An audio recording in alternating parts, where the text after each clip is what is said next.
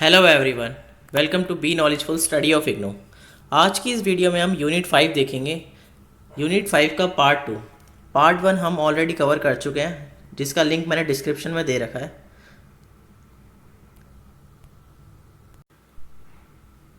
उपनिवेशवाद अनुभव, the post colonial experience. तो ब्रिटिश भारत जब आज़ाद हुआ तो उसके बाद क्या क्या महसूस किए गए, क्या क्या अनुभवों को करना महसूस किए गए, क्या क्या कार्य किए गए। तो पहला उसमें सबसे महत्वपूर्ण कार्य यह था कि स्वतंत्र भारत में संवैधानिक विन्यास था, जिसमें constitutional arrangement in independent India. जो सबसे महत्वपूर्ण कार्य था वह था कि राज्यों या राजसी राज्यों का एकीकरण करना था। जो अलग अलग 500 से ज़्यादा राष्ट्रीय राज्य थे उनको भारत एक इकट्ठा करके एक भारत बनाना था, जिसमें प्रांतों व राज्य राष्ट्रीय राज्यों के स्थान पर संविधान सभा ने 4 प्रकार के राज्य बनाए, जिन्हें पार्ट ए, पार्ट बी और पार्ट सी और पार्ट डी में रखा गया। तो पार्ट ए में बिहार, बम्बई, सेंट्रल प्रोविंस तथा बरार, मद्रास, उड़ीसा व यूनाइटेड प्रोविंसेस उत्तर प्रदेश के रूप में पुनर्निर्मित असम, पूर्वी पंजाब और पश्चिम बंगाल जैसे क्षेत्र थे। पार्ट बी में मुख्य राजसी राज्य रखे गए थे और पार्ट सी में भारत में शामिल होने वाले छोटे राज्यों का विलय कर लिया गया और कुछ पुराने मुख्य कमिश्नर प्रांतों को भी इस पार्ट सी में रखा गया। और पार्ट डी में एक रखा गया जिसे था अंडमान व निकोबार द्वीप समूह। तो पार्ट ए के कार्यकारी प्रमुखों को गवर्नर का नाम दिया गया और पार्ट बी राज्यों के कार्यकारी प्रमुख को राज प्रमुख कहलाए गए, जिसमें विधानमंडल और मंत्री परिषदों को लेकर इनका शासन कार्य भी पार्ट ए राज्य की तरह ही था। पार्ट सी राज्य का कार्यकारी प्रमुख या तो कोई प्रमुख कमिश्नर होता था या फिर कोई लेफ्टिनेंट गवर्नर। ऐसे राज्यों में विधानमंडलों और मंत्री सलाहकार परिषदों का गठन संसद ही किया करती थी। पार्ट डी अंडमान व निकोबार वाले राज्यों में एक मुख्य कमिश्नर के माध्यम से भारत के राष्ट्रपति का डायरेक्ट शासन हुआ करता था। संविधान की अनुसूचियों में 5 और 6 के तहत पिछड़े प्रदेशों के लिए एक विशेष प्रशासनिक प्रबंध किए गए थे, जो वर्तमान में भी हमारे संविधान में दिए गए हैं। नेक्स्ट पॉइंट है हमारा भारत में भाषावाद का उदय, origins of linguism in India. तो अंग्रेज़ों ने अलग अलग क्षेत्रों को भारतीय साम्राज्य में मिला लिया था, जिसका परिणाम यह था कि अब इन्हें भारत एक ही भारत का हिस्सा बनाना था। मुख्य कमिश्नर प्रांतों में अनेक नए अधिग्रहण स्थापित किए गए थे और इन सीमाओं में मुख्य कमिश्नर प्रांतों गवर्नर और लेफ्टिनेंट गवर्नर के बीच बांट दिया गया था।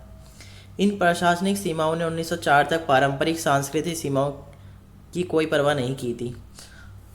हालांकि 1904 में लॉर्ड कर्जन के द्वारा बंगाल प्रांत का विभाजन किया गया और इसका विभाजन का जो आधार रखा गया था वो धार्मिक विभाजन था। 1905 में उसने पूर्वी बंगाल व असम का एक मुस्लिम बहुल प्रांत बना दिया।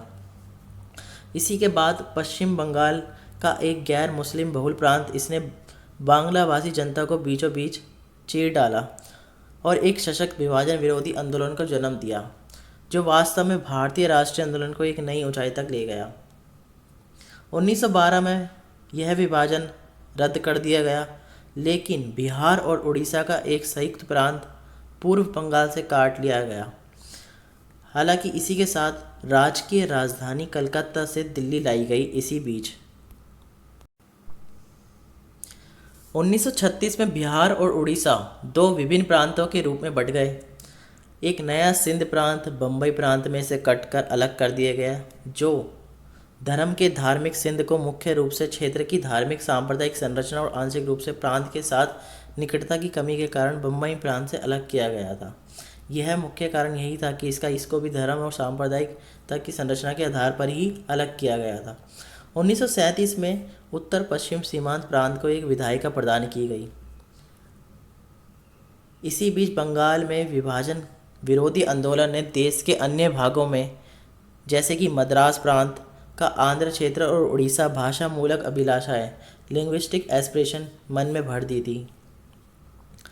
यह सब कब हुआ? बंगाल में विभाजन विरोधी आंदोलन के साथ साथ। मद्रास का हम आगे पॉइंट जानेंगे क्या था। 1920 के कांग्रेस संविधान ने पार्टी इकाइयों की भाषा के आधार पर ही संगठित किया। भाषा के आधार पर ही कांग्रेस संविधान ने अपनी पार्टी की इकाइयों को बनाया 1920 में। 1930 में कांग्रेस के मद्रास अधिवेशन ने भाषा के प्रांतों के लिए एक मांग को स्वीकार कर लिया। उसी के बाद सिंध निर्माण को मौन स्वीकृति प्रदान करते हुए सर्वदलीय सम्मेलन 1928 ने यह कबूल किया कि सिंधी एक भिन्न भाषा है। नेक्स्ट पॉइंट है हमारा भाषा तथा राज्य सीमाएं, लैंग्वेज एंड स्टेट बाउंड्रीज। तो इसमें यह है कि ब्रिटिश भारत के विभाजन के आघात ने संविधान सभा को तुरंत भाषाई राज्य प्रदान करने में संकोच किया और पूर्व ब्रिटिश प्रांतों के विभाजन के बाद की सीमाओं को बरकरार रखा गया। 1953 में आंध्र आंदोलन एक गांधीवादी नेता पोट्टी श्री राममल्लू की मृत्यु के परिगतों फट पड़ा। राज्य उसी वर्ष बनाया गया। तो यह ऐसा था कि 1953 में गांधीवादी नेता पोट्टी श्री राममल्लू ने एक आंध्र प्रदेश बनाने की मांग को लेकर अनशन किया था। अनशन के दौरान इनकी मृत्यु हो गई थी। तो यह एक महत्वपूर्ण मुद्दा था और उसी वर्ष आंध्र प्रदेश राज्य को बनाया गया था। नेक्स्ट पॉइंट है हमारा 1955 में एक राज्य पुनर्गठन आयोग बनाया गया जिसका 4 प्रकार के राज्यों को 2 श्रेणियों में बदलने की सिफारिश की गई, जिसमें पहला था राज्य और दूसरा था संघ राज्य क्षेत्र, जिसे हम केंद्र शासित प्रदेश भी कहते हैं। तथा तत्कालीन पार्ट बी राज्य हैदराबाद और आंध्र का विलय किया गया पार्ट बी में। यह दोनों सिफारिशें मान ली गई। केरल पूर्व नाम जिसका त्रावणकोर और कोचीन था।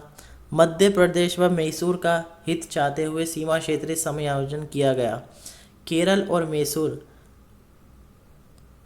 को कर राज्यों का दर्जा दे दिया गया, जैसे कि राजस्थान 1952 में बनाया गया पूर्व राष्ट्रीय राज्यों का एक समूह है और जम्मू कश्मीर थे।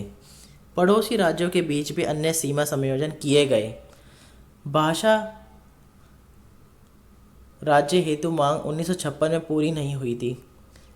1960 में बम्बई में हुए आंदोलन ने महाराष्ट्र और गुजरात के बीच उसके बंटवारे की ओर प्रवृत्त किया। इसी के साथ 1966 में पंजाब व हरियाणा के रूप में पंजाब के बंटवारे की ओर, जबकि उसके राज्य क्षेत्र का एक हिस्सा हिमाचल प्रदेश में चला गया। 6वां क्षेत्रीय संयोजन चलते रहे और अभी समाप्त भी नहीं हुए थे। नेक्स्ट पॉइंट है हमारा जातीय राज्य, द एथनिक स्टेट्स।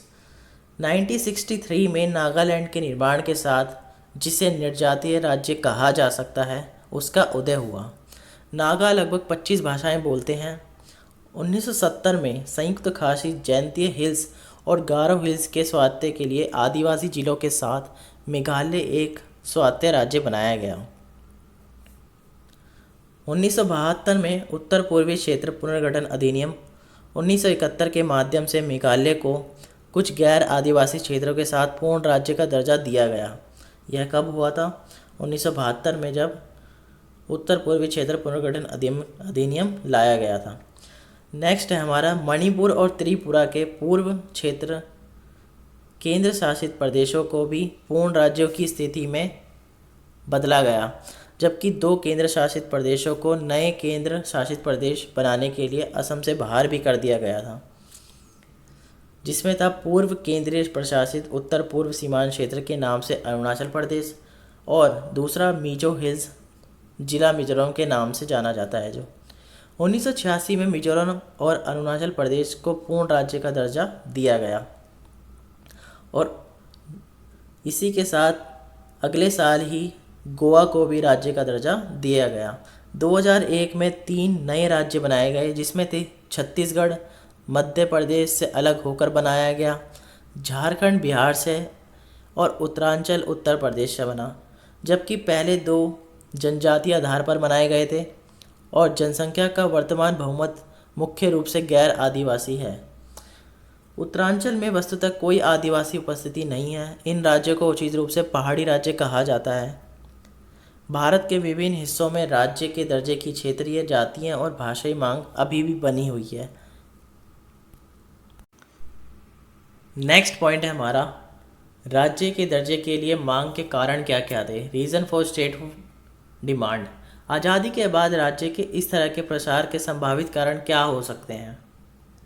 एक कारण निश्चित रूप से औपनिवेशिक काल के दौरान सत्तारूढ़ सत्ता द्वारा विशुद्ध रूप से प्रशासनिक आधार पर बनाई गई क्षेत्रीय व्यवस्था में सुधार की इच्छा रही। भारत में कभी भी उस तरह की केंद्रीकृत सरकार नहीं थी जैसी अंग्रेजों ने पहले बनाई थी। यह एक कारण था जो राज्य दर्जे की मांग का था। वास्तव में ब्रिटिश सत्ता के आगमन तक भारत क्षेत्रीय अधिकार क्षेत्र की अवधारणा से परिचित भी नहीं था। पूर्व ब्रिटिश राजनीतिक सीमाएं अनिवार्य रूप से जातीय संस्कृति संबंधों पर आधारित थी। अंग्रेजों के जाने के बाद इस तरह के पुराने जातीय सांस्कृतिक संबंध खुद को राष्ट्रीयताओं के रूप में पुनः पेश करते हैं। ब्रिटिश प्रस्थान से निकटता से संबंधित भारत में लोकतंत्र का विस्फोट हुआ। अंडमान और निकोबार जैसे द्वीप समूह और असम के उत्तर पूर्वी सीमांत क्षेत्रों में 1971 में अंडमान और निकोबार द्वीप समूह और 1977 में सीमांत क्षेत्र केंद्र शासित प्रदेश बना दिए गए थे। यह दो अपवादों के साथ भारत में एक झटके में सार्वभौमिक वयस्क मताधिकार की शुरुआत की गई। लोग मतदाता बन जाते हैं। इसने स्व सरकार के लिए लोकतांत्रिक आकांक्षाओं को उजागर किया।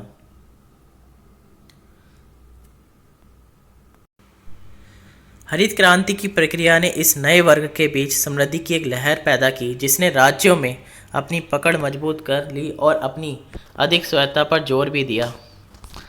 नेक्स्ट हम बात करते हैं विकसित क्षेत्रों की अपनी अलग शिकायतें थी। इस प्रकार पंजाब ने आर्थिक परिदृश्य के साथ दो शिकायतें की। इसने फसलों पर लैवी, प्रमुख सिंचाई परियोजनाओं से बिजली और पानी की आपूर्ति पर शुल्क और अपने कृषि उत्पादों में विदेशी देशों के साथ व्यापार करने की स्वतंत्रता के अभाव का विरोध किया। इसने क्षेत्र के उद्योग में निवेश की अनुपलब्धता के कारण क्षेत्र के औद्योगिकरण की कमी के बारे में भी शिकायत की। यह दो शिकायतें पंजाब की थी। कमोबेश वैसी ही मांग अब पश्चिमी उत्तर प्रदेश में हरित प्रदेश के आंदोलन के पीछे काम कर रही है। विकासात्मक कार्यों, प्रशासन की गहनता के बाद शिक्षा और राजनीतिक चेतना का प्रसार एक नई सामाजिक क्रांति लाया। संबंधित समुदायों का नेतृत्व करने के लिए साहित्यकारों का एक नया समूह आया। साहित्यकारों के लिए स्वयं सरकार का अर्थ होगा कि अधिक नौकरियां, यहाँ तक कि राजनेताओं के रूप में लोगों और उनके समुदाय क्षेत्रीय नेताओं के लिए अधिक शक्ति और विकास के लिए अधिक धन। यह पहले उस तथ्य से पता चलता है कि हालांकि एक केंद्र शासित प्रदेश का दर्जा क्षेत्र के लिए पड़ोस से अपनी राजनीतिक पहचान प्राप्त करने और बनाए रखने के लिए पर्याप्त था, एक राज्य का दर्जा उन्हें शक्ति प्रदान करेगा।